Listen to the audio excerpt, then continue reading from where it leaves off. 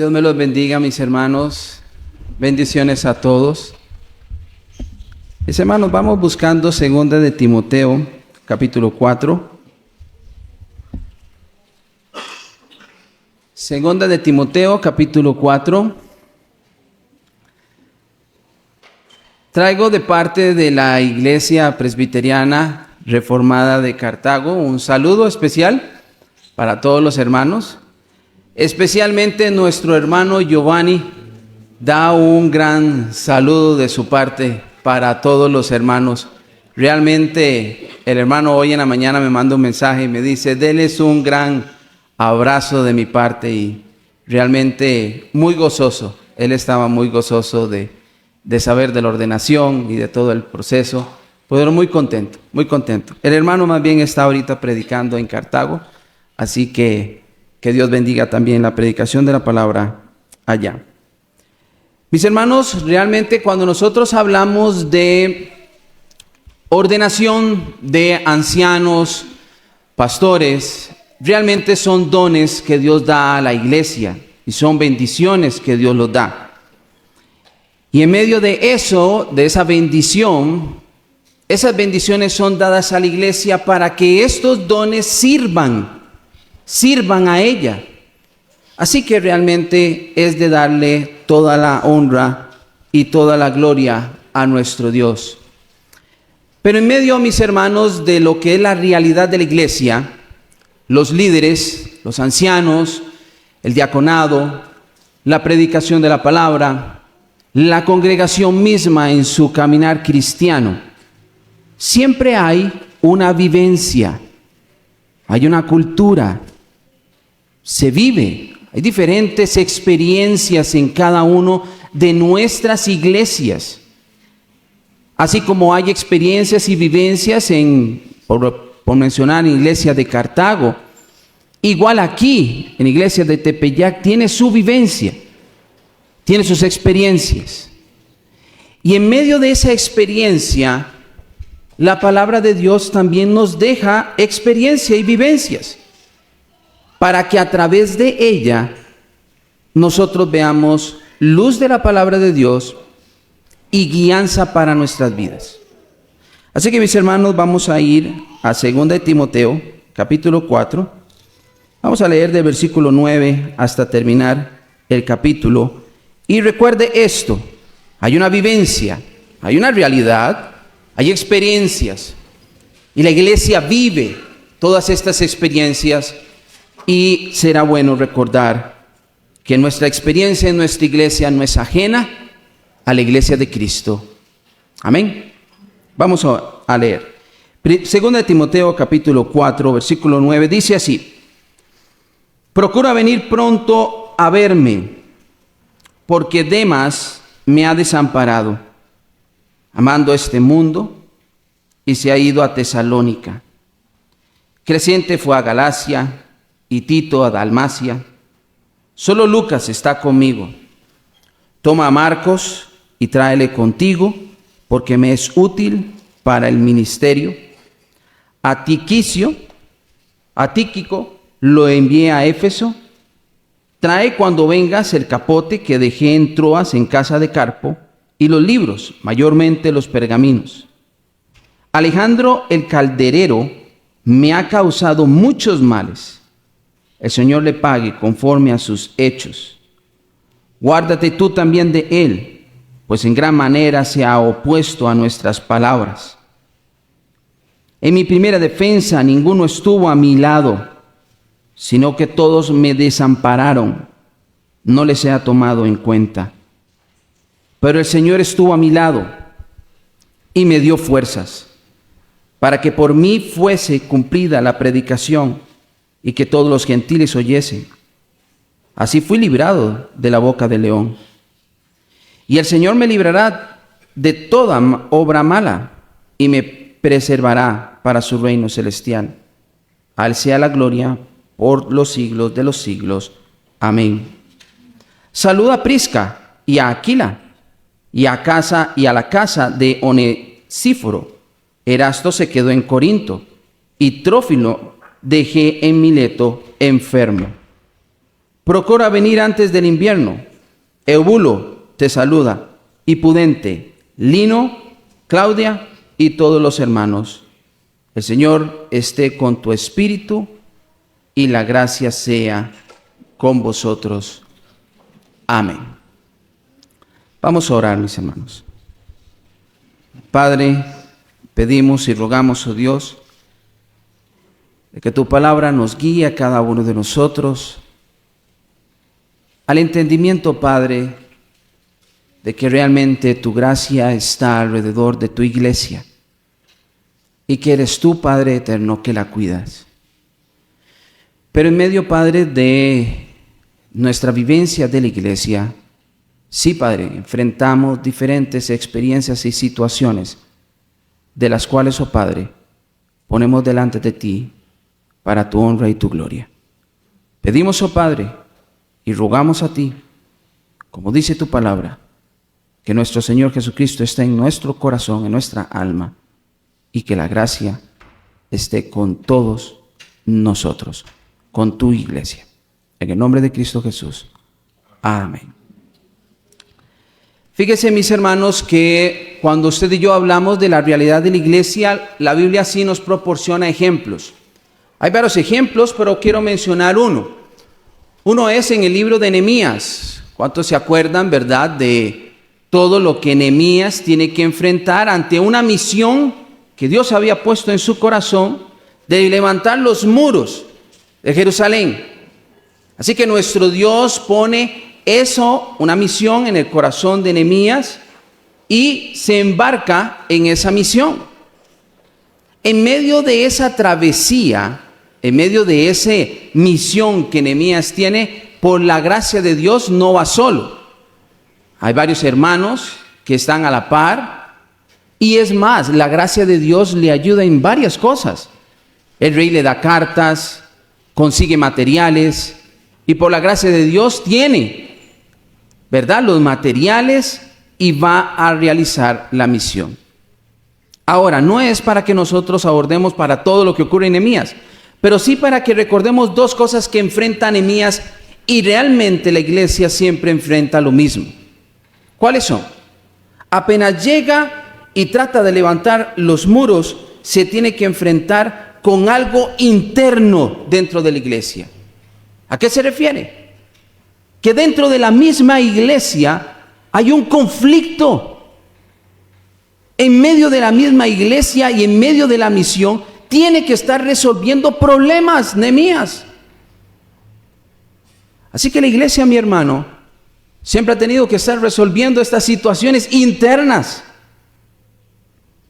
Y no debería ser extraño para nosotros, para la iglesia, el saber que en medio de la misión o en medio de lo que estamos llamados a realizar, el enfrentamiento interno está presente. Ahora, es claro que cualquier conflicto interno desgasta, cansa, desanima. Claro que sí, mi hermano.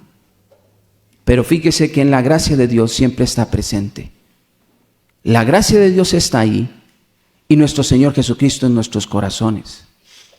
Al puro principio, Nehemías tiene que enfrentar esos problemas internos y al final del capítulo tiene que seguir enfrentando problemas internos. Así que la verdad, eso no se va a alejar de la iglesia. No solamente problemas internos, sino también que problemas externos. El enemigo ya sabía que Jerusalén estaba tratando de levantar las murallas. ¿Y qué es lo que deciden hacer? No, derribémoslos antes de que se levante la ciudad. Entrémosle. Vayamos y matamos a todos los que están ahí. ¿Cómo tenían que el israelita junto con Nehemías? ¿Cómo estaban tratando de construir las murallas? Con la espada en la mano y con las herramientas de construcción en la otra. Y Nehemías había dicho, vamos a tener que armar una comisión que apenas suena la trompeta, todo el mundo deja y nos vamos a defender. Así que, problemas externos, mi hermano, están siempre presentes en la realidad de la iglesia. Hay problemas, conflictos internos y también la lucha está fuera de la iglesia. Pablo nos deja aquí también su experiencia, nos deja la vivencia que tiene con la iglesia en diferentes situaciones. Lo acabamos de leer, una vivencia de la iglesia. Cómo tiene que lidiar el liderazgo y la iglesia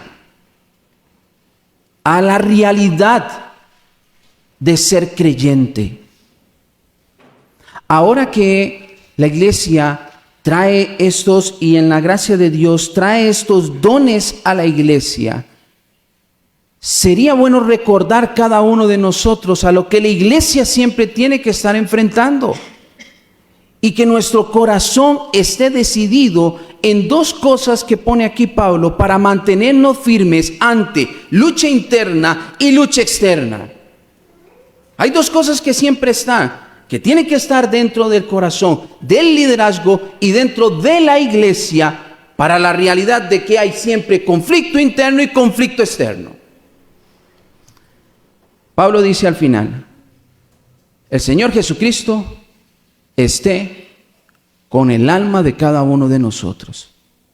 Definitivamente, ¿quién es el dueño de la iglesia y a quién debemos postrarnos y reconocer como cabeza de la iglesia? Nuestro Señor Jesucristo.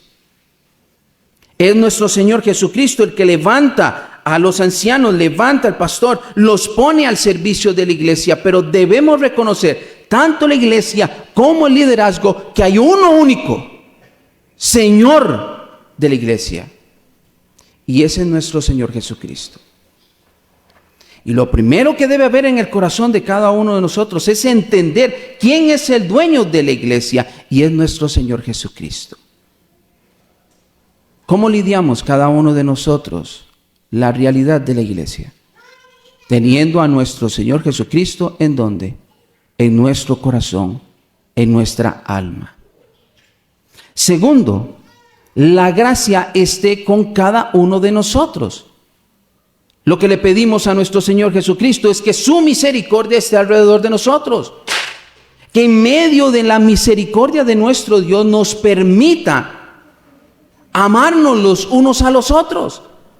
Que la misericordia de Dios esté alrededor de nosotros, su gracia, su perdón. Que cada uno de nosotros pueda entender la gracia de nuestro Dios para cada uno comprender y hacer uso de esa misericordia para la solución de nuestra realidad interna. La gracia y la misericordia de Dios está en la parte externa, pidiendo de que el enemigo no nos venza y que nuestro Señor Jesucristo siempre esté alrededor de nosotros. Dígame, mi hermano, si usted no quiere que la gracia de nuestro Dios esté alrededor de nuestra congregación. Claro que es un buen deseo, claro que es una muy buena oración, de que la realidad en la iglesia esté nuestro Señor Jesucristo en nuestro corazón y la gracia de nuestro Dios en cada uno de nosotros. Quiero mencionar tres realidades que menciona Pablo aquí. Voy mencionando la primera. En medio de este pasaje hay tres cosas que hay varias cosas más, pero quiero nada más que veamos tres. El primero de la realidad de la iglesia tiene que ver con compañía. ¿Quién te está acompañando? ¿Con quién estamos caminando? ¿Quiénes son tus compañeros? ¿Con quiénes estamos caminando nuestra vida cristiana? Ahora, mi hermano, si usted lee aquí el pasaje, usted va a notar de que Pablo, hablando de compañía, habla más bien de quienes lo han abandonado. Ahora no quiere decir que no vaya a destacar quiénes son los que lo acompañan. Ya ahorita lo vamos a ver. Pero queremos comenzar que algo en la realidad de la iglesia, algo que no debería estarse dando en la iglesia, pero se presenta de vez en cuando, es el hecho de que abandonan. Ahora, hay dos tipos aquí que abandonan. El primero es Demas. Demas, que está en versículo 10, porque Demas me ha desamparado, amando este mundo, se ha ido a Tesalónica.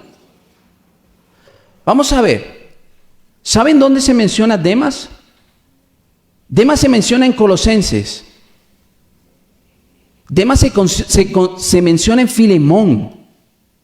Y Pablo dice, Demas, compañero. Y te mandan saludos. ¿Quién era Demas? Demas había sido alguien que había acompañado a Pablo, que había estado con él. Y en esta jornada, al final de los días de Pablo, Demas, ¿qué decide ser? Amar más al mundo, y lo ha abandonado. Yo creo, mis hermanos, que cada uno de nosotros o lo ha experimentado o lo ha visto, que en la iglesia muchas veces no somos con los que empezamos la jornada. No somos los que empezamos la jornada.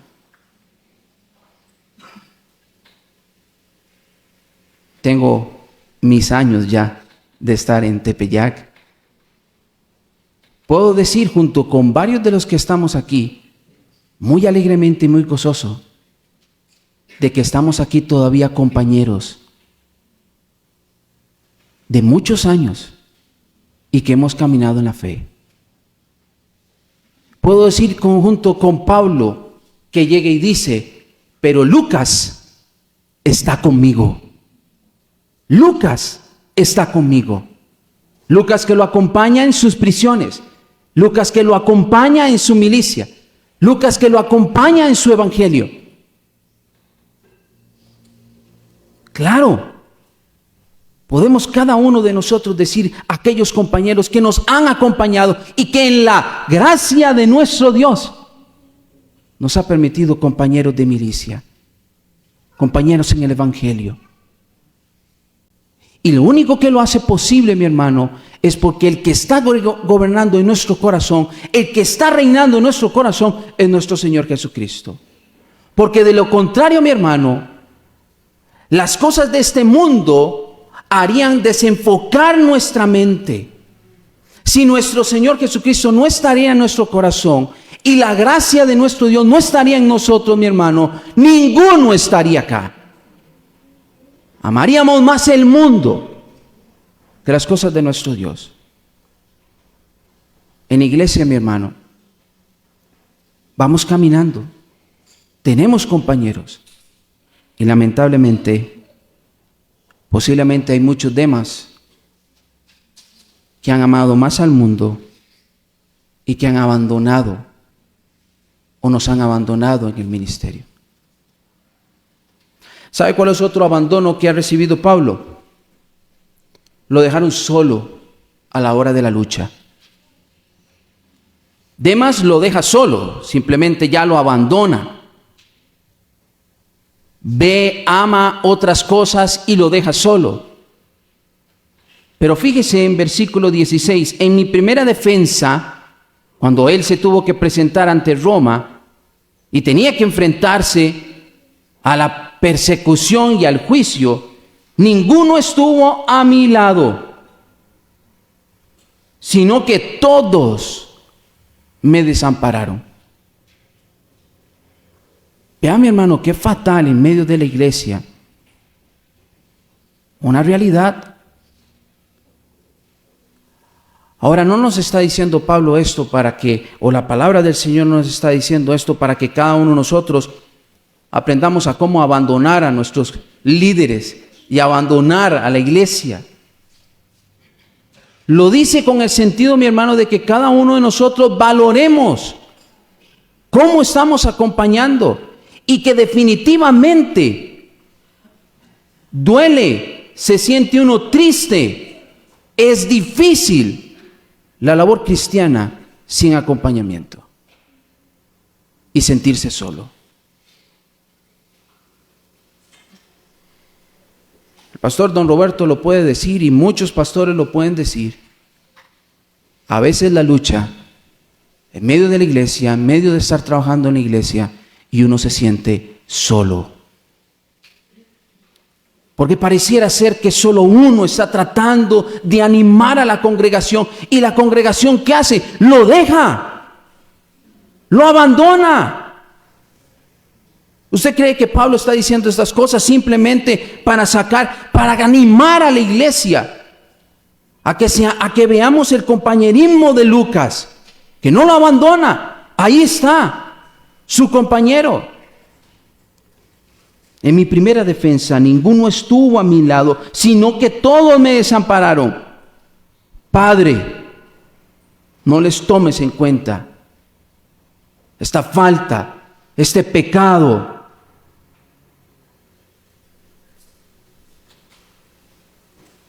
Compañerismo, compañía. Nuestro Señor Jesucristo, mi hermano, nos ha traído a cada uno de nosotros, pecadores. Dios ha hecho una obra grandísima en cada uno de nosotros, pero no para que andemos solos, sino para que nos acompañemos. Hay diferentes realidades en la iglesia, muy diferentes, pero fíjese que Pablo menciona algunas. ¿Sabe quién estaba enfermo ahí? Trófimo. Lo dejé en Mileto, dice Pablo, y enfermo. Espero, mi hermano, que a los enfermos nosotros no los abandonemos, no los dejemos de lado. A los nuevos ancianos que vienen y que la gracia de Dios trae para la iglesia, ¿será que los dejamos solos? ¿Será que entonces ahora la responsabilidad, sí, ya hay ancianos, ahora son ellos los que tienen que hacer la responsabilidad? El compañerismo, el trabajar en conjunto. Dios cargará una responsabilidad a estos ancianos, claro que sí, y pone una responsabilidad a los que están. Pero la palabra de Dios nos recuerda que la iglesia debe gozar de compañerismo, no de estar individuales, no de estar separados de la iglesia del Señor. Debe haber compañerismo. Y cada uno de nosotros tiene que, en la gracia de nuestro Dios, en la obra de nuestro Señor Jesucristo, caminar cada uno para ayudarnos, para animarnos en la obra del Señor. Segunda realidad. Es interesante, más o menos, la carta de Pablo, esta de Segunda de Corintios, está escrita. Más o menos Pablo podría tener entre unos 50 a 60 años. Y Pablo ya sabe que su ministerio está llegando al fin. Según de Timoteo capítulo 4, versículo 6 dice: porque yo ya estoy para ser sacrificado y el tiempo de mi partida está cercano. He peleado la buena batalla, he acabado la carrera, he guardado la fe. Por lo demás, ya he hecho todo, me está guardada la corona de justicia, la cual me dará el Señor, juez justo, en aquel día, y no solo a mí, sino también a todos los que aman su venida. Cualquiera podría decir, ya leyendo estos pasajes, que Pablo ya sabe que ya está listo para partir, que ya ha cumplido toda su función, que puede morir tranquilo de llegar y decir: listo, he entregado y ya no más, ya lo que me queda es partir. Pero es interesante, mi hermano, que leyendo las últimas palabras, estos versículos del versículo 9 al 22, no se encuentra un Pablo inactivo, está totalmente activo. ¿Qué le dice a Timoteo? Timoteo, versículo 13: cuando vengas, el capote que dejé en Troas en casa de Carpo, y los libros, mayormente los pergaminos. ¿Qué está diciendo aquí Pablo? Ya viejo, ya habiendo terminado la jornada, ya habiendo cumplido su labor, y aún así está todavía preparándose, aún así está todavía estudiando, aún así todavía está aprendiendo. que hay una labor, que hay algo, una realidad en la iglesia. La labor nunca acaba. La labor no acaba. La labor todavía seguirá. Y hasta que el Señor nos lleve, mis hermanos, la labor estará presente. Ojalá Dios nos dé este espíritu. Ojalá nuestro Dios ponga en cada uno de nosotros ese deseo de servirle hasta que el Señor nos lleve. Pablo está diciendo aquí, tráigame los libros. Fíjese, ya en los versículos anteriores lo acabamos de leer. Él ya había dicho, ya esto ha terminado. Ya mi jornada ha terminado. Pero parece que no. Fíjese, versículo 11. Solo Lucas está conmigo, pero Timoteo, tome a Marcos, tráigalo contigo, porque me es útil. ¿Para qué? Para el ministerio. Todavía estaba Pablo pensando en el ministerio. Todavía estaba trabajando para la obra del Señor. La labor no para, mi hermano.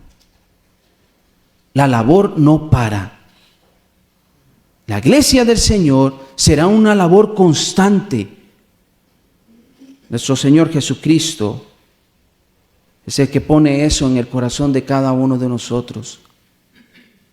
Usted puede ver a nuestro Señor Jesucristo que se cansa, pero usted lo ve que no para, que trabaja, ora, enseña, discipula. El reino de nuestro Dios, mis hermanos, no para. El avance del reino no para. Pablo nos deja esa realidad en la iglesia. ¿Cuántos de nosotros, mis hermanos, en un determinado momento en nuestra jornada decimos, bueno, ya no podemos aprender más? Ya no hay algo más que podamos aprender.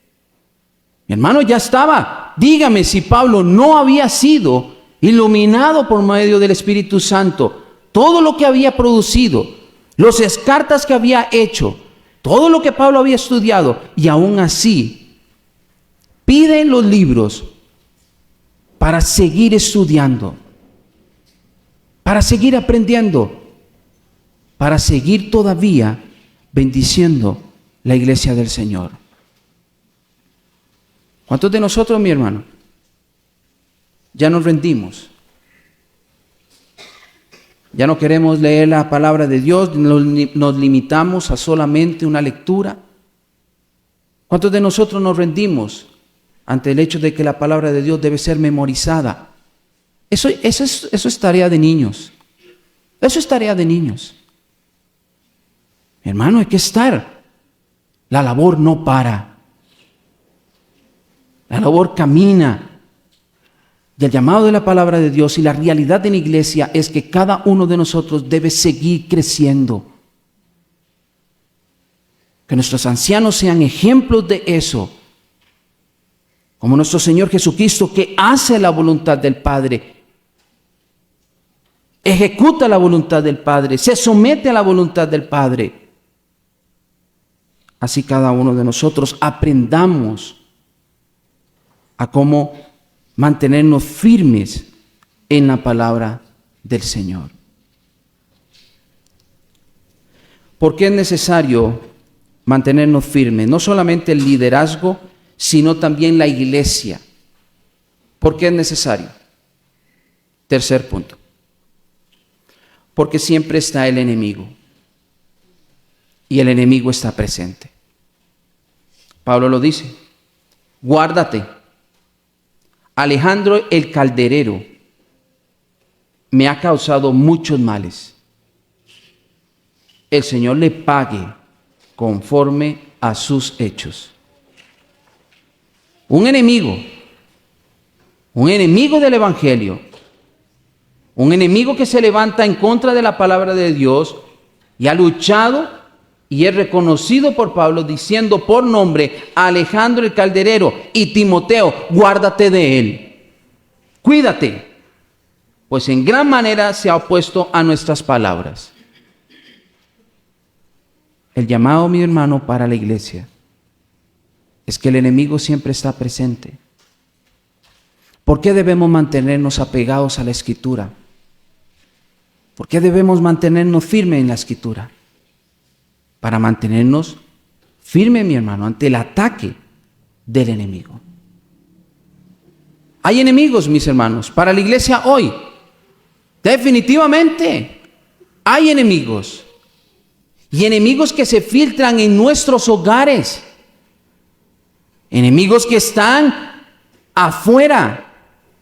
Escuelas, colegios, lugar de trabajo, en nuestro propio hogar. Ahí está el enemigo. La advertencia de cuídese, guárdese, sea celoso por la palabra de nuestro Dios es una realidad para todos nosotros. Es lo que debe vivir la iglesia, de mantenerse firme, de mantener una labor. Para los ancianos que vienen a tomar el cargo, Pablo llega y dice, pero el Señor estuvo a mi lado, me dio fuerzas para que por mí fuese cumplida la predicación y que todos los gentiles oyesen. Que Dios los bendiga, que Dios les dé fuerzas, que Dios los anime en la labor, que en medio de esta labor no está solo. En la gracia y en la misericordia de nuestro Dios nos ha provisto una iglesia, una denominación. No estamos solos en esta labor. Fíjese los representantes del presbiterio hoy, que estamos representando a otras iglesias. No estamos solos en esta labor. Hay un compañerismo. La labor no termina, no acaba, hasta que nuestro Señor Jesucristo nos llame a su presencia. Nos muestra la palabra de Dios que seguiremos trabajando. Que Dios nos dé fuerzas, es lo que pedimos. Que nuestro Señor Jesucristo esté a nuestro lado, así como estuvo al lado de Pablo. Y que tengamos que enfrentar al enemigo constantemente, firmes en el Señor. Cada uno de nosotros manteniéndonos firmes ante el ataque del enemigo. Y con líderes dispuestos a decir por nombre, para preparar a la iglesia quiénes son los enemigos de la iglesia. Que podamos decir a la iglesia, cuídense de Alejandro el calderero, cuídense de aquel, cuídense de aquel otro, porque engaña, porque no dice la palabra del Señor. Es función del liderazgo el estar guiando la grey, pastoreando la grey. Ahora, mis hermanos, la verdad, cada uno de nosotros camina difícil. La vivencia en la iglesia es difícil para cada uno de nosotros. En primer lugar, no somos buenos compañeros. A veces abandonamos, a veces dejamos lado, a veces nos peleamos entre unos y los otros. No somos buenos compañeros. Segundo, no somos buenos tampoco con la palabra del Señor. Débiles, frágiles, en nuestra mente, en nuestra disciplina. Claro que sí. En cuanto al enemigo, ni siquiera nos ponemos la armadura. Fácilmente el enemigo nos derriba. Se nos olvida la armadura del Señor. Y el enemigo fácilmente nos puede confundir, distraer. El mundo se nos ve más atractivo que trabajar en el reino de los cielos. ¿Qué es lo que cada uno de nosotros necesitamos para la realidad de la iglesia? Que nuestro Señor Jesucristo esté ¿en dónde? En nuestro corazón, y que cada uno de nosotros confiemos ¿en qué? En la gracia de nuestro Señor Jesucristo. Eso va a ser la solución para nuestra iglesia, en la manera en que nuestro Dios nos guía, en la manera en que nuestro Señor Jesucristo nos mantiene juntos y unidos. Termino con un ejemplo más. Aquí se menciona a Marcos. ¿Usted sabe quién era Marcos? Marcos había salido en el primer viaje misionero de Pablo con Bernabé. Y en lo que venía de regreso, Marco lo abandona. Abandona a Pablo. Lo deja solo. Cuando tienen que reagruparse para hacer el segundo viaje misionero, causa una división entre él y Bernabé. Porque Bernabé todavía quería tomarlo. Pablo dice, abandonó en medio del trayecto, nos dejó. Fíjese lo que es la gracia y la misericordia de nuestro Dios. Termina Pablo sus días diciendo, toma a Marcos, tráelo contigo, porque ahora es útil para el ministerio. En la gracia de Dios y en su misericordia, siguió trabajando en la vida de Marcos, confirmando su obra, manteniéndose firme. La palabra de Dios nos deja estos ejemplos ¿para qué? Para, claro, recordarnos a cada uno de nosotros la gran debilidad en la que somos. Sin nuestro Señor Jesucristo abandonaríamos todos. Dejaríamos la iglesia sin ninguno. Si no es por la gracia de nuestro Señor, si no es por la gracia de Cristo, Marcos no regresa. Marcos no vuelve. Marcos no es útil para el ministerio.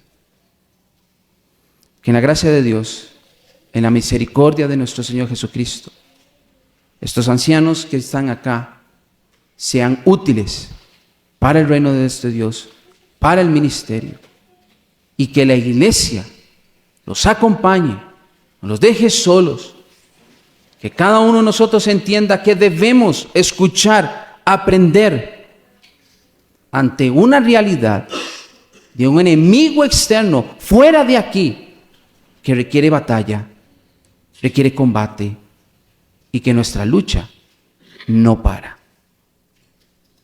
Vamos a orar. Padre eterno,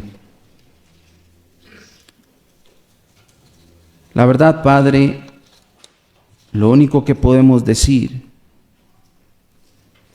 es que nuestro Señor Jesucristo esté en nuestro corazón y que la gracia tuya sea la que cuide tu iglesia. Estamos muy contentos, gozosos, oh Padre, porque tú has levantado dones para tu iglesia, siervos tuyos, al servicio tuyo, a una labor, Padre, que es necesaria en tu reino. Pedimos, oh Padre, por la iglesia, a la congregación, entendiendo la realidad a la que estamos, pero que nos dé compañerismo a cada uno de nosotros. Que nos dé, Padre, el hecho de poder trabajar juntos, de saber, oh Padre, que el trabajo no parará, y de que debemos enfrentarnos y que nuestro cristianismo está en conflicto constantemente, es una lucha constante. Padre, te pedimos que tú nos bendigas, Padre, a los ancianos y de fortaleza a la iglesia, la iglesia de nuestro Señor Jesucristo, toda la iglesia. En el nombre de nuestro soberano Rey, oramos. En nombre de Cristo. Amén.